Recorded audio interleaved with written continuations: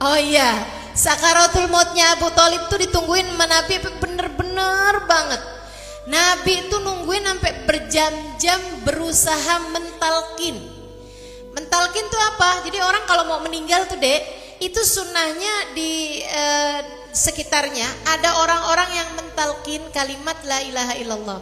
Nah terutamanya Nabi melakukan ini kepada Abu Thalib karena Abu Thalib tuh sampai dengan mau meninggal dunia belum Islam, belum menyatakan diri masuk Islam. Tapi kalau ditanyain, paman apakah kamu percaya bahwa saya benar? Pamannya bilang, saya percaya Muhammad bahwa kamu benar. Tapi kalau mau asyhadu alla ilaha illallah asyhadu anna Muhammad Rasulullah tuh gak pernah gitu. Menyatakan diri masuk Islam tuh gak pernah, alasannya Muhammad. Orang kafir Quraisy ini, mereka itu benci sama kamu karena kamu bawa Islam. Tapi mereka tahu bahwa saya masih ada dalam agama mereka, sehingga saya lebih mudah untuk melindungi kamu kalau saya nih gak Islam. Sebab kalau sayanya masuk Islam, kamu sama saya sama-sama dimusuhin, gitu kan? Nah orang kalau sama-sama dimusuhin kan gak bisa saling jagain, ya kan? Kalau Nabi Muhammadnya cuman yang Islam, Abu Thalib ini bisa melindungi Nabi Muhammad dari kejahatannya orang-orang Quraisy gitu. Gitu. Jadinya dengan alasan seperti itu Abu Thalib nggak masuk dalam agama Islam sampai ketika Abu Thalib sakaratul maut. Nabi di sampingnya la ilaha illallah. Abu Thalibnya diam, la ilaha illallah, dan itu nggak tahu berapa ratus kali. Nabi tidak kenal lelah berharap pengen pamannya ini masuk ke dalam agama Islam. Kabarnya tentang hal inilah Allah Subhanahu wa taala mengatakan dalam Al-Qur'an, a'udzubillahi minasyaitonirrajim. Yarhamukallah. Innaka la tahdi man ahbabta walakinallaha yahdi man yasha. Kamu tidak bisa menentukan siapa yang dapat hidayah, hanya Allah lah satu yang menentukan, atau hanya Allah satu yang dapat memberikan hidayah. Gitu. Nabi Muhammad pamannya aja nih nggak bisa gitu, Nabi nggak bisa menentukan. Dari sini kita tahu betapa mahalnya hidayah, adik-adik serius sekali. Betapa mahalnya hidayah, begitu kan? Kalau nggak ditentuin sama Allah ya nggak bisa gitu. Masya Allah, alhamdulillah, yarhamukallah. Teman-teman sekalian saya muliakan, mahal hidayah itu ya. Nabi meminta sungguh-sungguh buat pamannya, nggak dikasih-kasih. Emang kenapa sih Nabi kalau mintain hidayah buat pamannya nggak yang ya udah aja langsung nyafaatin aja?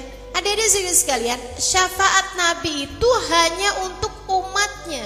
Jadi kalau orang nggak masuk Islam ya nggak bisa disyafaatin sama Nabi Muhammad.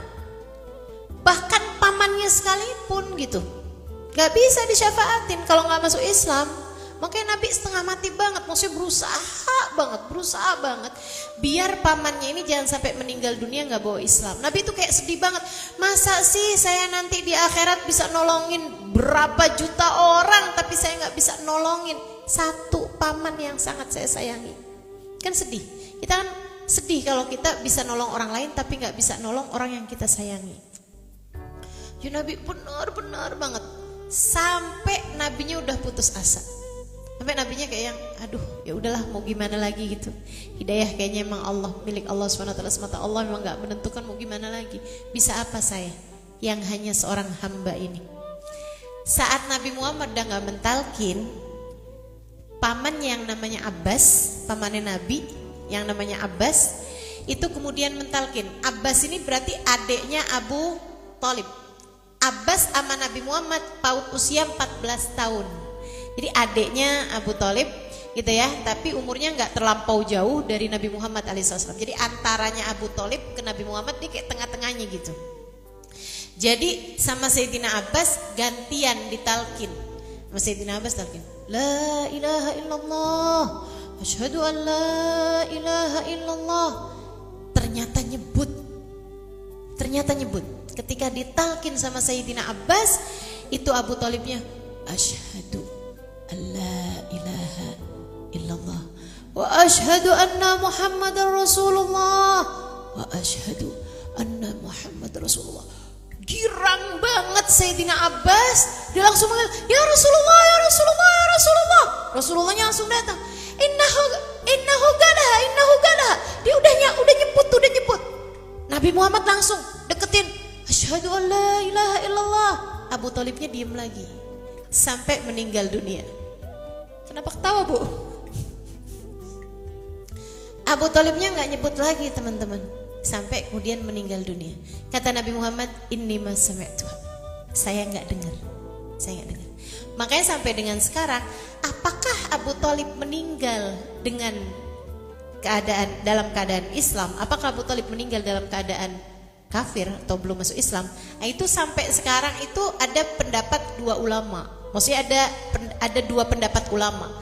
Ada yang mengatakan bahwa Abu Thalib sampai meninggalnya nggak masuk Islam. Dan ini banyak pendapat yang mengatakan seperti itu. Kepada pendapat inilah mereka mengatakan bahwa tuh liatin betapa mahalnya hidayah, dan bahwa memang Allah seperti yang Allah Subhanahu wa taala sampaikan, innaka la tahdi man ahbabta walakinallaha yahdi man yasha. Kamu tidak bisa memberi hidayah kepada yang kamu mau, wahai Muhammad, akan tapi Allah satulah yang memiliki kehendak terhadap hidayah yang Dia kehendaki. Gitu. Akan tetapi teman-teman saya sekalian, banyak pendapat dari pendapat para ulama, dan ini banyak dipegang sama ulama-ulama dari kalangan habaib yang mengatakan bahwa berdasarkan hadis tadi itu yang saya ceritain tadi itu, Sayyidina Abbas mendengarnya. Yang artinya kita husnudzon aja.